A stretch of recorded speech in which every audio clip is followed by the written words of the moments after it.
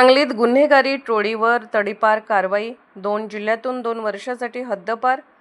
सांगली ग्रामीण पोलीस ठाणे हद्दीतील कुख्यात गुन्हेगार स्वप्नील उर्फ गोट्या प्रकाश कोलप व त्याच्या टोळीवर कडक कारवाई करत पोलीस अधीक्षक संदीप घुगे यांनी त्यांना सांगली व कोल्हापूर या 2 जिल्ह्यातून 2 वर्षांसाठी तडीपार केली आहे।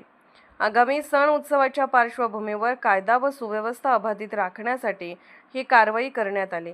तडीपार करण्यात आलेल्या स्वप्नील उर्फ गोट्या प्रकाश कोलप वय 35, उमेश रमेश कोलप आणि रोहित रमेश कोलप राहणार अंकली तालुका मिरज जिल्हा सांगली यांचा समावेश आहे।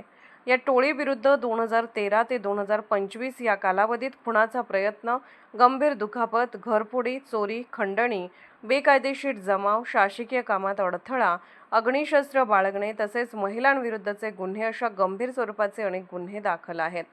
सदर आरोपी कायद्याला न जुमानणारे असल्याने त्यांच्या विरोधात महाराष्ट्र पोलीस अधिनियम 1951 मधील कलम 55 अन्वये कारवाईचा प्रस्ताव सांगली ग्रामीण पोलिसांनी सादर केला होता। या प्रस्तावाची चौकशी उपविभागीय पोलीस अधिकारी संदीप भागवत यांनी केली। त्यांच्या अहवालासह आरोपीचा गुन्हेगारी इतिहास व सध्याची परिस्थिती विचारात घेऊन पोलीस अधीक्षकांनी सुनावणी घेत अंतिम आदेश दिला। या कारवाईद्वारे गुन्हेगारी टोळ्यांचा बंदोबस्त करून त्याचे पूर्ण उच्चाटन करण्याचा पोलिसांचा निर्धार असून यापुढेही अशा गुन्हेगारांवर कडक नजर ठेवून कठोर कारवाई केली जाणार असल्याचे पोलिसांनी स्पष्ट केले।